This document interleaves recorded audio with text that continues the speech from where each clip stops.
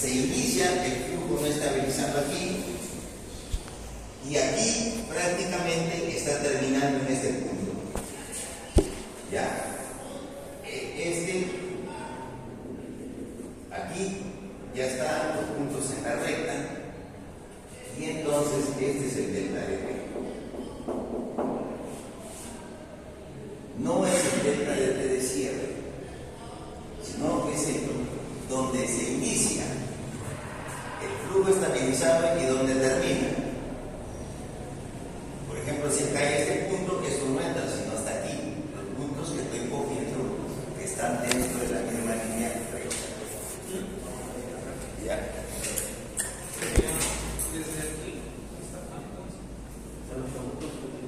¿Ya? Ese delta de T es donde comienza la recta y hasta donde coge los puntos en el flujo estabilizado. Este flujo quiere decir aquí no estabilizado. Ya en este T, D sub P más delta de T entre delta de T se estabilizó. Y aquí, esta zona, acá viene el pseudo estabilizado. Quiere decir, ya estamos aquí. Esa permeabilidad es la permeabilidad que yo tengo en el reservorio. ¿Ya? A partir de aquí, este punto hasta acá, esta es la permeabilidad. Aquí tengo una permeabilidad dañada por la invasión, y acá tengo una permeabilidad en la zona de transición. ¿Ya? Y a partir de ese punto de estabilización para la presión del reservorio, todo es la permeabilidad virgen, digamos, de la compresión, que es la que va a estar cuando yo todavía no he perforado. ¿Ya?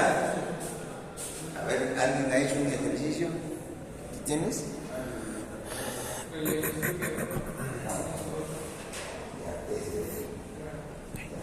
Acá, mira. ¿Dónde comienza tu acá? ¿Dónde estás teniendo tu pendiente?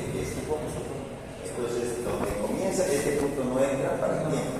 Este y este. ¿Sabes cuánto vale este? Es un P más delta de T entre delta de T igual a tanto. La diferencia de delta de T es otra tanto. Ingeniero, una pregunta. Cuando me piden allá la producción, cuando el factor skin es 0, cuando el S es 0, cuando me piden allá la producción. ¿La producción? Sí. No hay nada. Sí, cuando el S es 0. Tú, para la producción, acuérdate, ¿qué fórmula utilizamos para flujo radial? Ya está acá, ya lo entendí.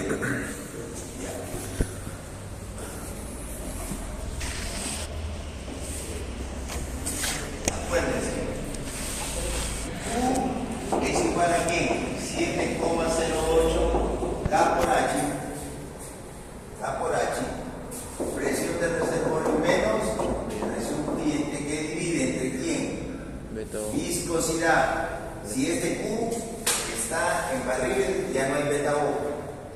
Viscosidad. Q en barriles acá. Barriles por día ya no hay beta O. Pero si tuviera en STB, acá hay que ponerle el beta O. Por cierto, lo voy a poner entre paréntesis. Viscosidad, logaritmo de mediano, RE entre R, omega, que más dice, más S, menos 0,25. Esa es la ecuación del flujo radial. Aquí está el valor de S. Si tu S es 0, pones 0, esta va a ser tu producción. Bien. Si ese es positivo, vas a ser menos. Si ese es negativo, va a ser más. Esa es una manera. Otra forma que tú tengas que tener el caudal con esta fórmula. Si es 0, ese caudal que tú has producido es el ideal. No está afectado, pero cuando está dañado va a ser menor, porque ese factor va a ser menos. ¿Te das cuenta? Pero esta es la mejor fórmula que aplicamos nosotros para el flujo lineal. Y el flujo Ese radial. y el flujo lineal Q es igual 1,127 creo que es. ¿Alguien recuerda? Mira lo que ahí está. Por la permeabilidad que multiplica también presión fluyente, que se vuelve la presión fluyente dividido entre también es el área, la longitud por el área creo que es. ¿La tiene la fórmula? No está aquí. Ahí está en el cuaderno. ¿Está ahí? No está.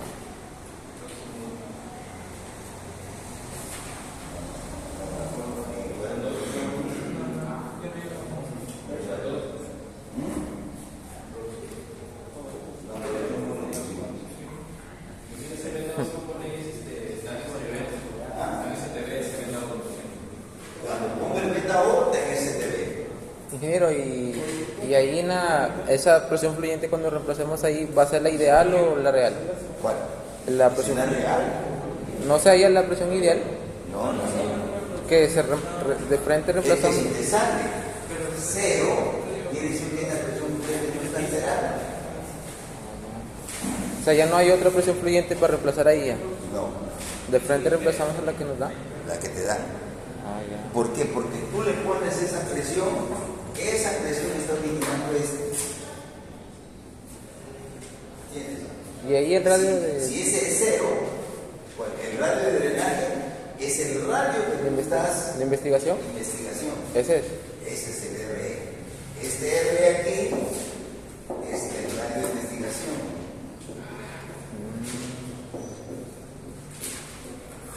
¿Ya?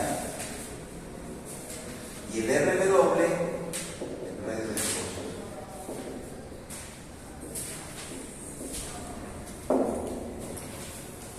Así que tú, si conoces primero, con tu prueba de producción, si tú conoces la presión del reservorio, ya la tienes, tú puedes incluir cuánto vale ese y lo confirmas con la prueba de Ricardo.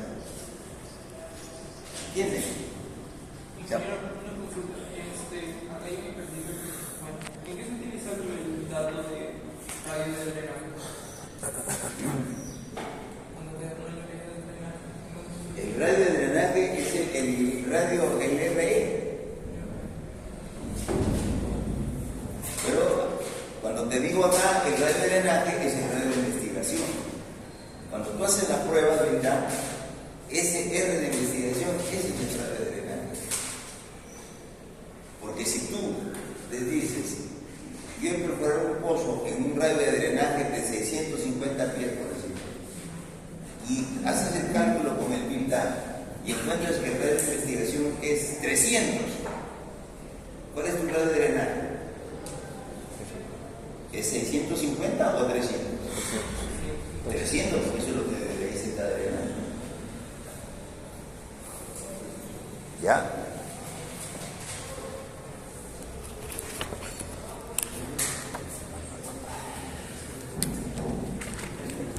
Ahora, aquí esta permeabilidad está en milidarces. Es milidarces. Está en milidarces. Porque dice la Todo lo que sale allá es milidarces.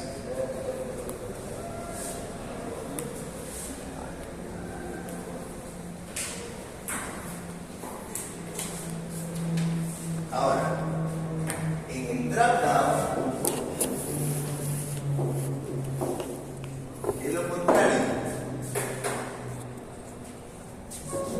Primero, para hacer un drop down que sea correcto, drop down, el pozo debe estar cerrado.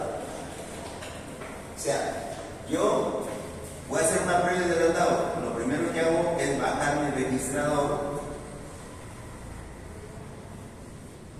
y cierro el pozo. Lo cierro. Lo cierro una cantidad de días que yo considero que la presión se haya estabilizado. Pero si ustedes tienen ya un build-up, ya tienen ese dato. Por eso generalmente se hace primero el build-up, que es el pozo cerrado, y inmediatamente se pone en producción para hacer el drawdown. ¿Tienen? Entonces, se hace cerrar el pozo. Y segundo, empieza la prueba. Prueba de producción. Generalmente colocando un pin o estrangulador.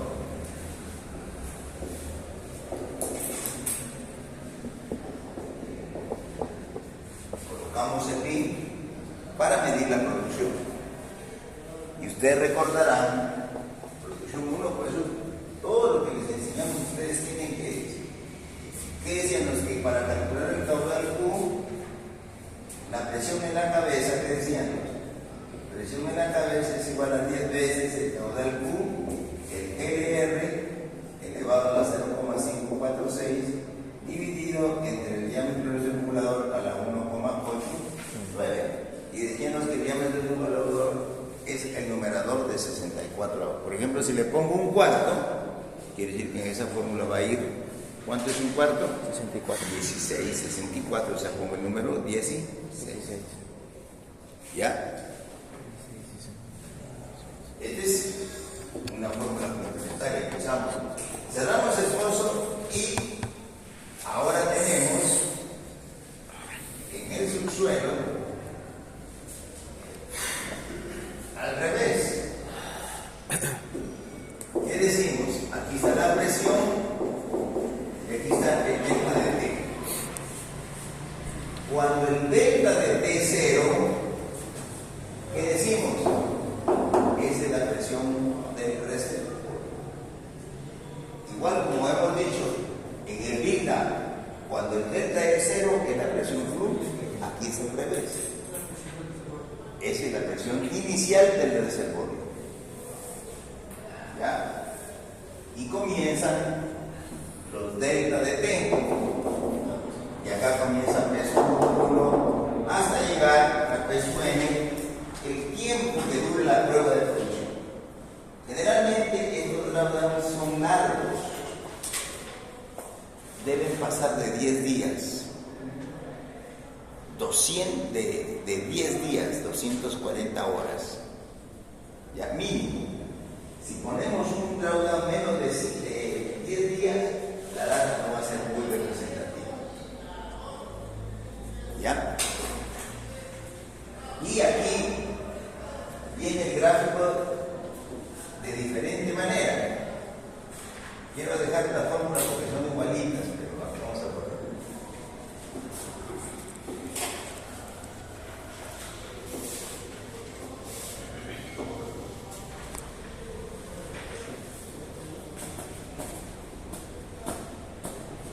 Ahora aquí, logaritmo también acá.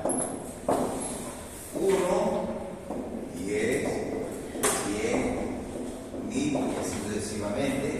Y aquí presión en escala cartesiana. Aquí va a ir el logaritmo de delta de T nada más. O sea que ustedes a los tiempos de cierre, por ejemplo, si es 24 horas, logaritmo de 24, y acá 24, y su respectivo valor de presión. Aquí no le aumentamos nada de uno, simplemente tomamos los logaritmos. Y ahí en el papel, seguirlo, bueno, si en 10 horas, tenemos el respectivo valor de presión. 100 horas, 120. Solamente hacer ese plotter, logaritmo de delta de T, logaritmo decimal de los tiempos de producción. Este delta de T es el tiempo en producción.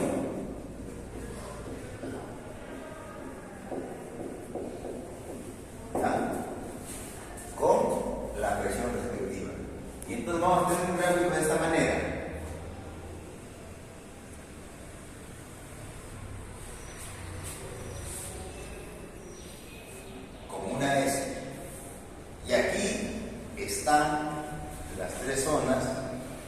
requisito. A este curva trazo la tangente en los puntos donde están ya estabilizados. Trazo esa tangente.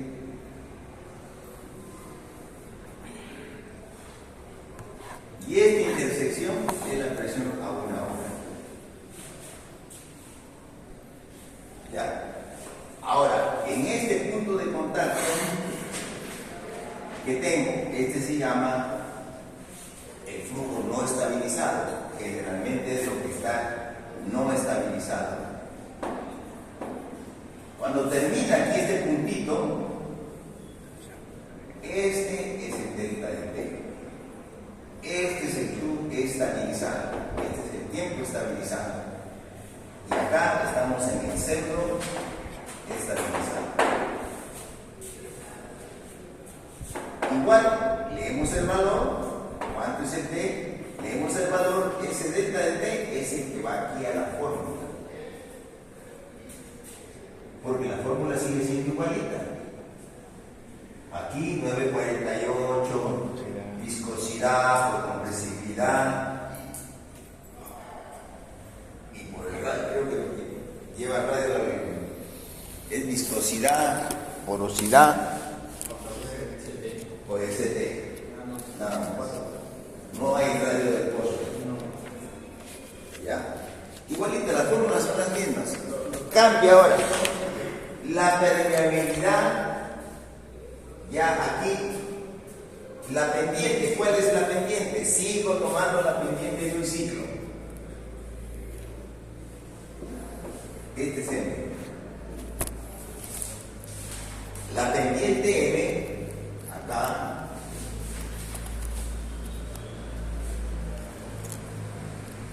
M es igual a la presión a una hora menos la presión al punto 10. Esa es la pendiente. ¿Está claro? Y la fórmula, sí, igualita, ahora sí, igualita. K, 162, mismo M, el espesor neto, viscosidad, igualita. En el S, ¿qué tenemos ahora? Cambia aquí.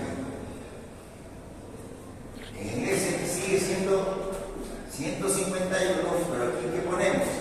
La presión inicial o la presión del reservorio. Esta presión delta es de 0. En la forma está como presión inicial. Menos la presión a una hora.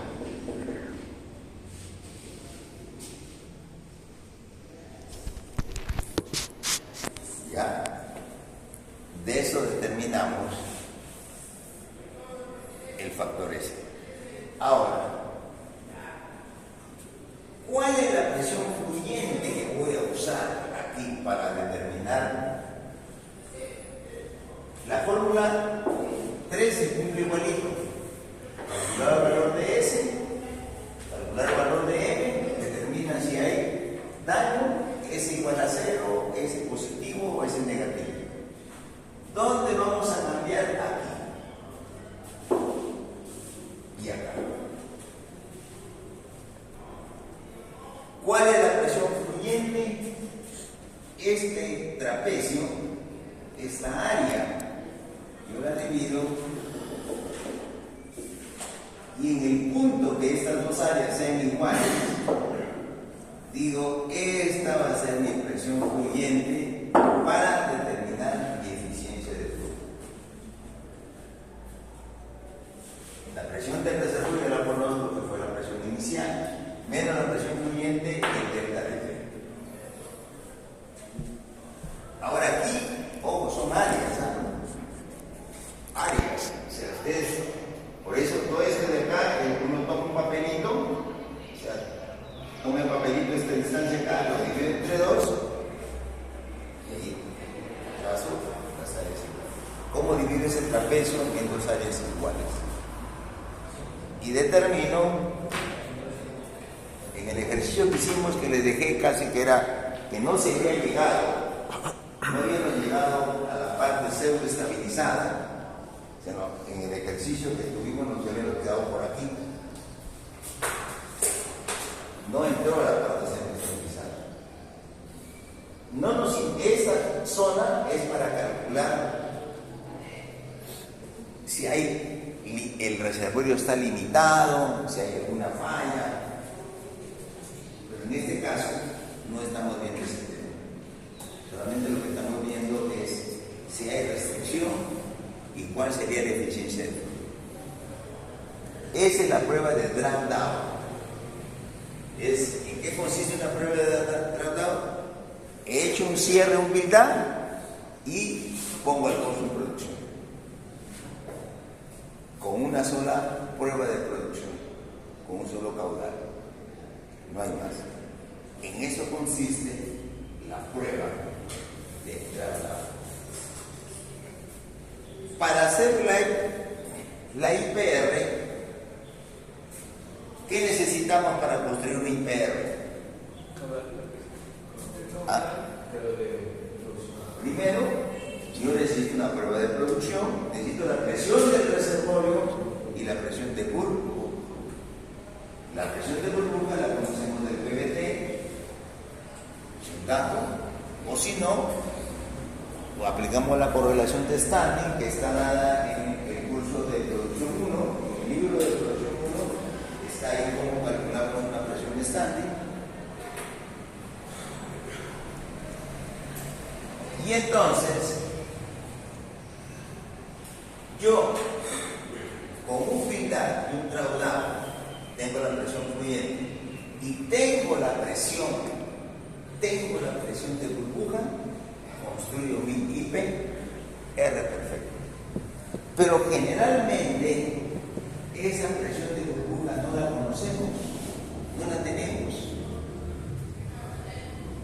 Entonces, ¿qué hacemos? De ahí es que ha salido la siguiente prueba de presión de fondo, que es la que se está usando ahora bastante.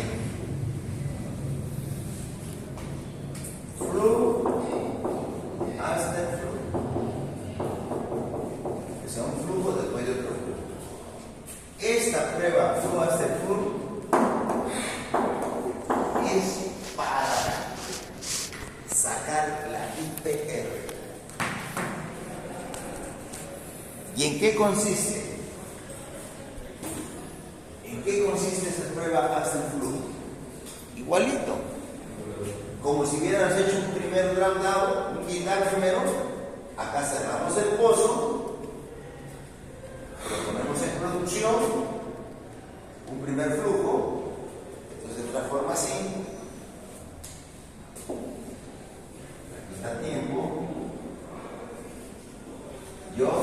mi pozo está cerrado, caudal Q está cerrado 0 y lo pongo en producción. Un tiempo T1 y en este tiempo T1 aplico todo lo que he hecho para el tratado.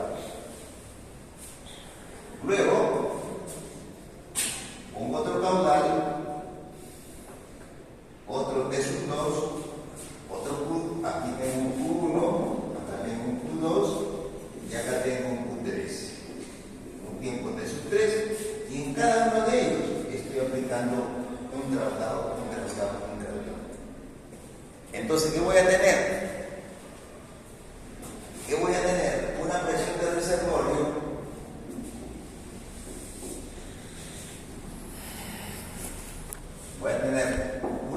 reservorio un curso 1 con una presión fluyente 1, curso 2 con una presión fluyente 2, curso 3 con una presión fluyente 3.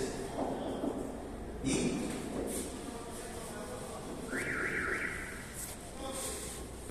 construyo mi perro. Aquí están caudales Q, aquí están presiones, y aquí está el caudal. Cuando es 0, es la presión del reservorio que la tengo. Y tengo un caudal aquí, curso 1, presión fluyente 1, curso 2, presión fluyente 2, curso 3, presión fluyente 3. Y uno de los puntos que me va a dar mi IP. Con 3 puntos vemos si es curva, puede ser lineal, y determinamos de esta manera la IPR sin tener que clicar, que diga la presión de punto. Por eso es lo que estamos ahora más aplicando. Todo dice haz un clic y luego procede a hacer un flujo hasta el flujo. ¿Con qué fin? Con el fin de conocer el potencial productivo del pozo, que es la IPR. De esa manera, ya sabemos la fotografía de mi pozo en ese tiempo que yo estoy produciendo.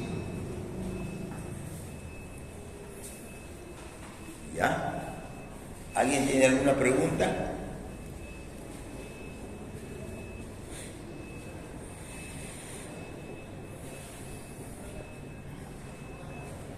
Yo dejé la información pero aquí tenemos el lunes, ahí hacemos el ejercicio del trabajo, que traigo la información. Mañana. ¿Ah? Mañana. Mañana, viernes, ¿sí? Jueves. Tenemos que estar así.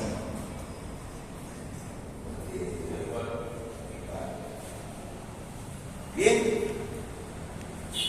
¿Cuántos tipos de presiones de fondo tenemos? Hay N. Cada personaje ha desarrollado su técnica de calcular la presión de fondo. Para mí, las más importantes es Horner.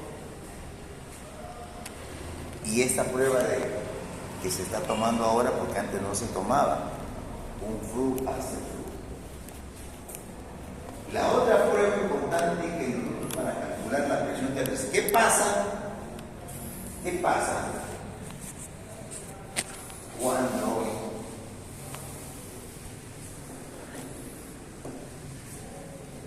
ustedes hacen un build up, han programado su build up y se quedan con una curva así?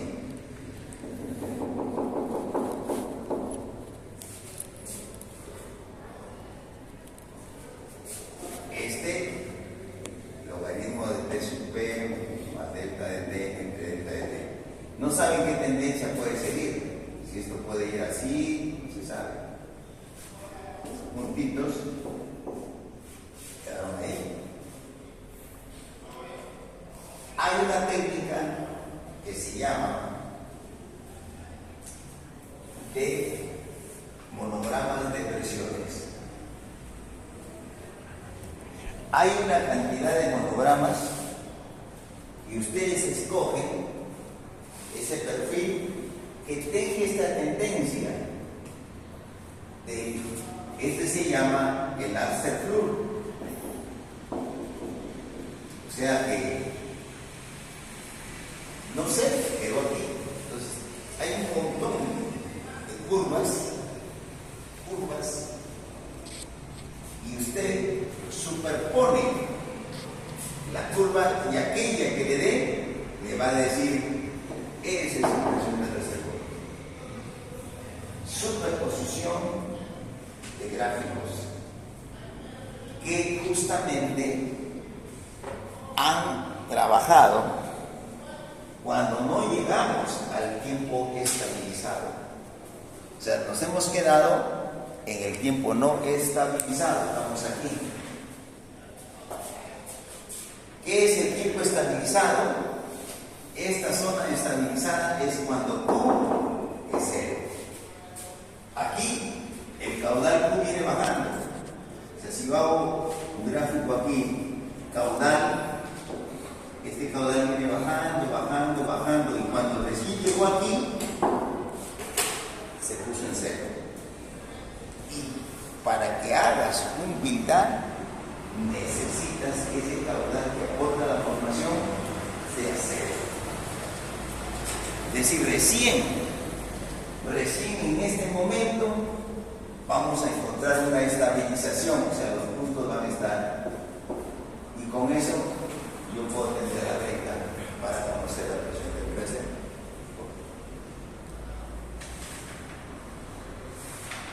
El método de busca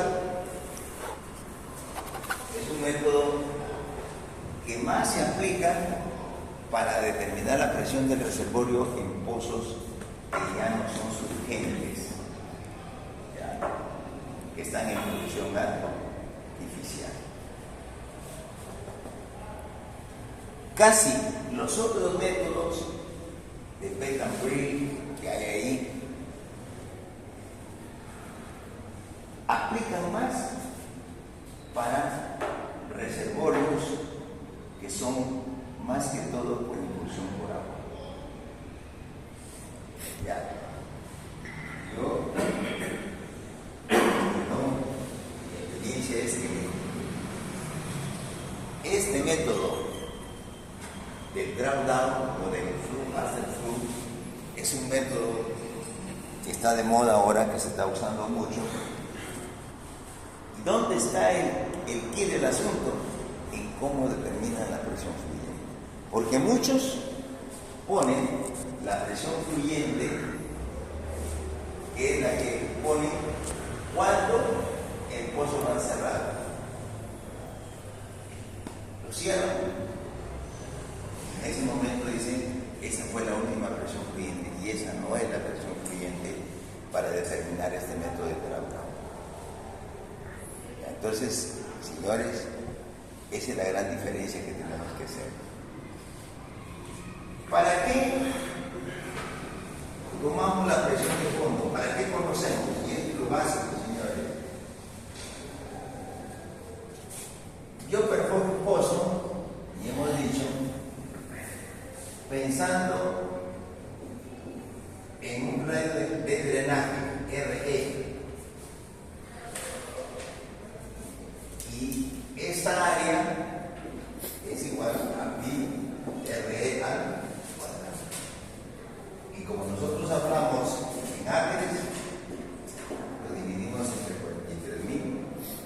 43.560, porque esto da en pies cuadrados. Entonces hemos dicho nosotros, les he explicado, que nosotros tenemos dos áreas. Cuando yo perforo un pozo, necesito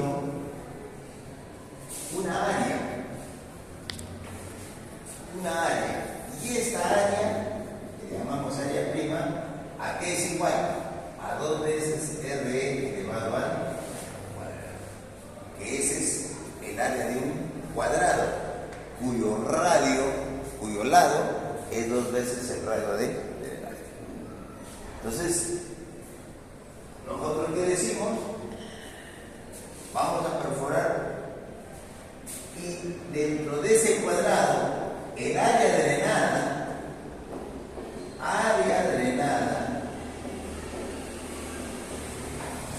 es pi r al cuadrado.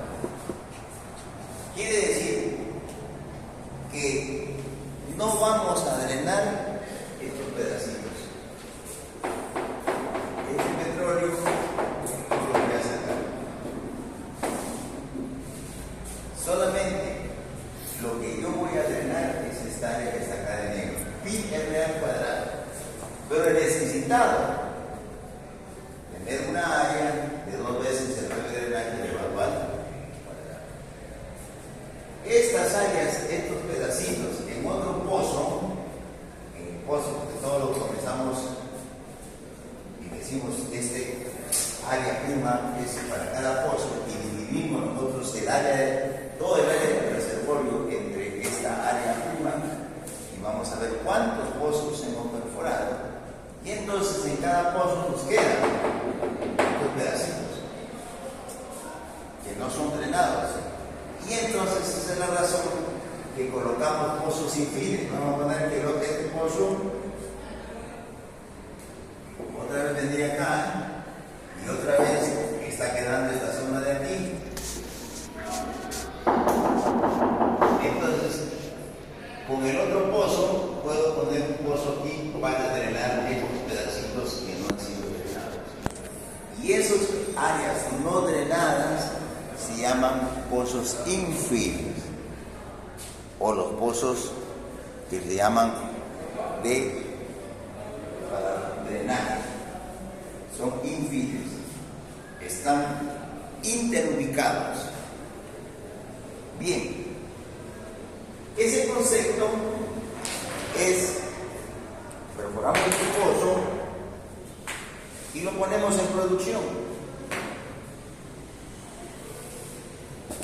Si no hacemos una interpretación de presiones de fondo, estamos nosotros asumiendo teóricamente que estaríamos drenando esto. ¿Cómo yo certifico que estoy drenando esa área? Eso lo hacemos con las presiones de fondo. Vamos a determinar en ambos lados, ya sea por un build-up, un radio de investigación, o por un drawdown, un radio de investigación. Entonces, yo tengo de mi prueba esto. Este es mi radio de investigación. Esto es lo que realmente está drenando ese pozo. Esto de acá no está drenado. Esa es la razón de lo que nosotros hacemos las pruebas de fondo, para poder saber cuánto es lo que estamos drenando, cuánto se está drenando.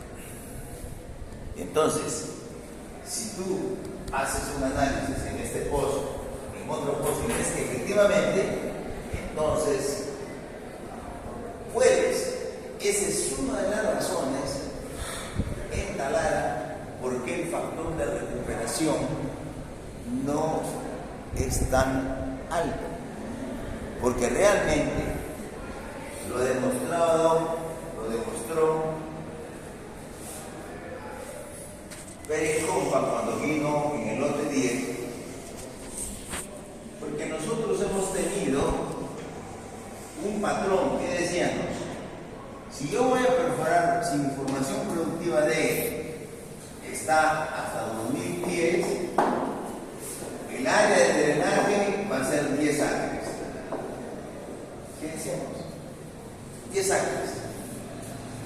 Si mi formación productiva está hasta 4000 pies, 20 acres.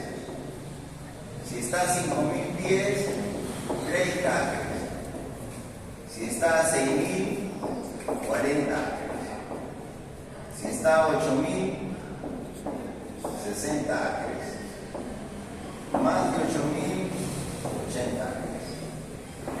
Esta es la forma que nosotros hemos usado para perforar pozos. Cuando viene, ahora hemos dicho, la mayor cantidad de pozos que tenemos en Talara es los pozos someros. Esto le llamamos someros.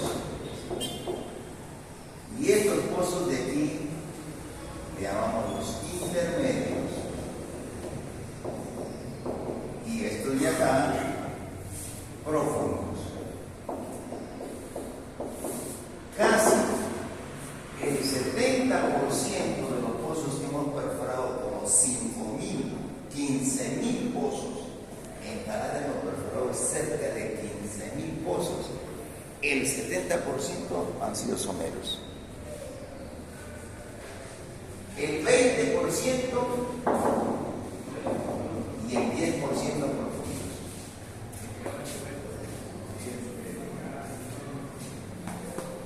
Ahora, ¿por qué decimos, por qué se da que la formación no la encontremos a la misma profundidad? ¿Y por qué hemos que esta misma formación que la encontramos a 4000, ahora la encontramos a 6000 pies? Y esta misma la podemos encontrar a 10.000 pies. ¿A qué se ha debido que esta formación comienza a desplazarse? ¿Quiénes son los causantes de eso?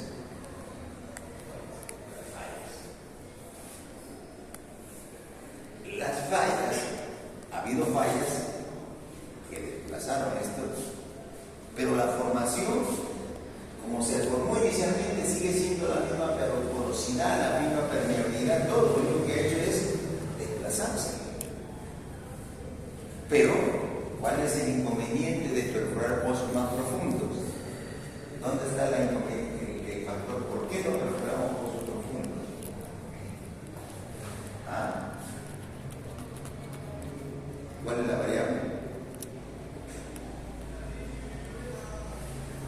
¿Cuál es la variable? Dices, perfora un pozo de 4.000 o de 6.000, ¿a dónde vas a perforar? ¿Por qué? Costos. Es costo. Esa es la otra razón por qué no perforamos pozos profundos. Además, geológicamente, ¿qué tenemos que tener o saber para decir que esta formación se fue acá a 8.000 pies? ¿Qué tenemos que tener bien? ¿Qué cosa? ¿Cómo sé que esa formación se puede encontrar acá?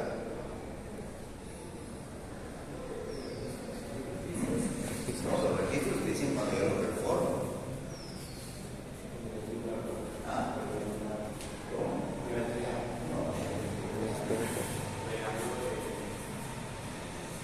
¿Qué hacen si ustedes para perforar un pozo? ¿Qué es lo primero que estudian para perforar el pozo?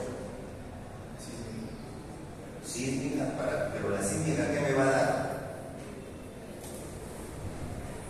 La sísmica, ¿qué me da? ¿Dónde está la formación? ¿A qué profundidad? La ubicación. O sea que si no hay un buen control estructural, si el geólogo no tiene un buen control de las fallas, esta falla por acá, o de repente se lo dejó acá, no sé. Si no hay un buen control estructural, no vamos a saber con certeza que esta formación que estuvo 4.000 se vino a 6.000. Y esa es la razón. Y esa es el aliciente que tenemos en la cuenca del noroeste. ¿Por qué todavía hay petróleo? Solamente hemos producido un 8% del petróleo in situ que se formó en la cuenca sedimentaria. Y ese 8% es 1.500 millones de barriles. Hasta la fecha, desde el año 1910 más o menos, que comienza la explotación de Talara. Es que nosotros tenemos que todavía Talara, por eso yo digo, Talara todavía está bien. No está como dicen ya Talara trabajado, no. Pero ¿qué tenemos que hacer? Un buen control estructural. No se puede tomar sísmica, dicen en Talara. Mentira. Lo que pasa es que hay que meter más tecnología para tener sísmica en Talara. Hay ahora tecnología para ver. Porque ¿qué pasa con Talara? Talara, en la parte de la superficie, todo lo que ven ustedes en la superficie de la corteza, es una formación que se llama tablazo. Tablazo porque todavía no está bien compactado. Entonces la onda pasa, regresa y acá se dispersa como si fuera el televisor cuando se va la señal. Así se ve la señal cuando la recogen y entonces no sabemos. Pero si nosotros hiciéramos sísmica en ya los pozos perforados, vamos a tener una señal, pero tenemos que compararla con los registros sónicos. Y como no todos los pozos tienen registros sónicos, por eso no sabemos. Hay técnicas, digamos, que ahora están en el mercado, que te pueden decir así como Talara, que aquí no se corrió sísmica. Señores, en ninguna parte del mundo, nadie así perfora un pozos, no me las sé. Solo aquí en el Perú y en la zona de Talara, en la selva así, si es por decir, solo en Talara no usamos sísmica para perforar. ¿Qué usamos?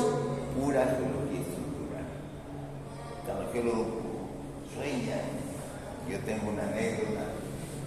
Cuando yo empecé a trabajar en el Perú, allá por el año 1975, me asignaron para que yo trabajara como ingeniero de reacondicionamiento de workover.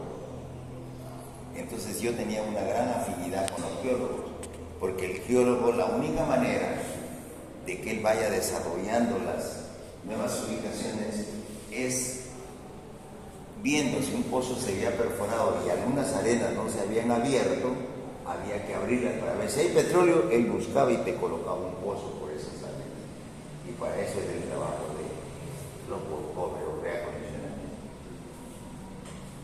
Y en realidad vieron bastantes campos nuevos, como por ejemplo Carrizo, es de mi época, que Carrizo solamente producían del mogollón, pero cuando nosotros hacíamos workover de Gélico, los pozos salían perfectos, que se han desarrollado más de 3.000 pozos por Gélico. Pero ¿cuál es la anécdota?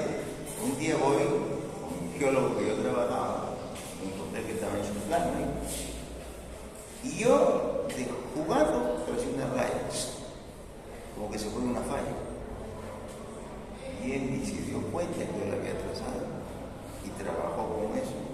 Y me viene y me dice: mira, pero acá tengo una ubicación buenaza para perforar. Sí, me la muestra. Esta raya que está aquí yo la puse.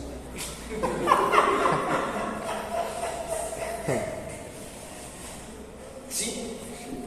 Así que lo que me has dicho acá no sirve, ¿verdad?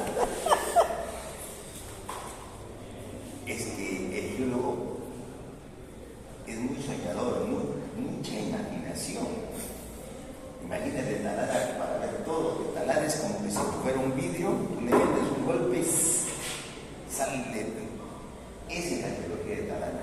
Ha habido mucho movimiento tectónico, mucho movimiento que ha generado fracturas, microfracturas, que ha generado que nosotros produzcamos en rocas ígneas en el Paleozoico por porosidad secundaria. O sea, el movimiento tectónico que ha hecho ha dejado ciertas fracturas, microfracturas, y en esos espacios es donde se ha metido el hidrocarburo. No está en la matriz, sino en la porosidad secundaria. Y por esa razón nosotros tenemos que todavía investigar. En el año 82 yo fui a Oklahoma, Estados Unidos, cuando todavía trabajaba para Perú. Fui a un entrenamiento que lo dio Halliburton en aquella época, que era la empresa que se dedicaba a cementar y a. Y yo me quedé sorprendido que Halliburton tenía pozos, o sea, había perforado pozos exclusivamente para hacer sus ensayos. Pozos. Oklahoma era una ciudad que ha sido cualquier cantidad de pozos petroleros. Pero la Universidad de Oklahoma tenía 3 pozos, uno para hacer recuperación mejorada, 2 era uno para cementar y el otro era para fracturar. Y ellos, mediante su software que hacían, te cambiaban todos los casos que podías hacer. Y realmente, pues, tecnología tenían bastante. Pero nosotros, por eso Dios, hasta los años 80, llámese Halliburton, llámese Teslamber, el otro Dowen, que eran las de servicio que hacían investigación de las formaciones productivas. Ellos investigaban, pero en el servicio que te brindaban, ahí te veníamos el costo de investigación. En los años 80 viene la debacle.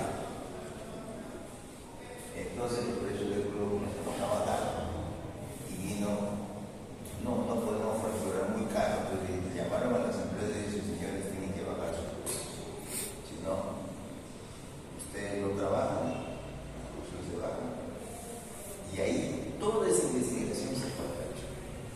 Nunca más se ha vuelto a hacer investigación para Perú, pero para otros sitios sí. Colombia produce ahorita más de 1 millón de barriles, no llegaba a 400 millones. Y pretende llegar a los 3 millones de barriles, como Venezuela cuando fue su época Venezuela. Pero es la tecnología puesta. Nosotros tenemos ¿cómo se llama? La cabeza, un chip que dice, Talara no tiene petróleo, los pozos no pagan. Y se siguen haciendo cosas que se hacían hace 50 años para encontrar el petróleo y hacer que ese pozo pague. Pero a partir de eso, las estadísticas que tiene Talara son de 10 pozos que se perforan en Talara, 10 pozos, 4 secos o no pagan nada, secos. 3 pozos pagan el costo de la perforación. O sea, recuperan la producción y te pagan. Ya van 7, pero 3 pozos pagan todo lo que has gastado por esos 4 pozos que no producen nada. El factor de éxito que tiene Talara es solamente 60%, 40% que salen secos o no pagan, salen antieconómicos. No vas a recuperar ese dinero que tú has invertido, pero de los 10 te pagan todo el proyecto. No sé si me entienden. ¿Cuál es la desventaja de Talara? Que el retorno de la inversión es muy largo, mínimo 4 años. O sea, tú inviertes y retorno. Por eso es que cuando las empresas ya se les va a acabar su contrato, 5 años o 6 años ya no perforan nada, porque eso va a venir, si se puede, a los 4 años lo van a retornar o le van a dejar la producción para el otro que va a venir a operar. Esa es la razón. Por eso es que ninguna empresa que termina ya, por ejemplo, ya terminó el lote 6, terminó el lote 2, el lote 1 fue el primero que terminó en el 2015, no sé cuánto fue, el 2020 creo. La última campaña de perforación del lote 1 del 2016. Que ya no perforó más. Porque dice que la recuperación del dinero va a durar más de 4 o 5 años. Ya no va a gastar eso. Esas son las características típicas de Talara. Pero antes Petroperú, como era dueño y lo tenía eternamente en la sangre, siempre se perforaba. En la época de Petroperú, que siguió el mismo modelo de International, 100 pozos al año se perforaban. 100 pozos hasta el año 93 de la privatización. 100 pozos, teníamos 7 equipos de perforación. El equipo 2, el 4, el 6, el 8, el 9 y el 10. 6 equipos de perforación. El 9 y el 10 era para profundos. El 2 4 y 8 era para los someritos. Pozos cada semana se terminaba un pozo perforado. Pero vino la privatización y todos los equipos de Petroperú ya están obsoletos, ya terminaron. Bien, señores, ¿alguna pregunta, alguna duda? Esto va a ser la práctica de ILDA PCP. PCP, ILDA y Graduado. Graduado queda traer el ejercicio. Voy a verlo.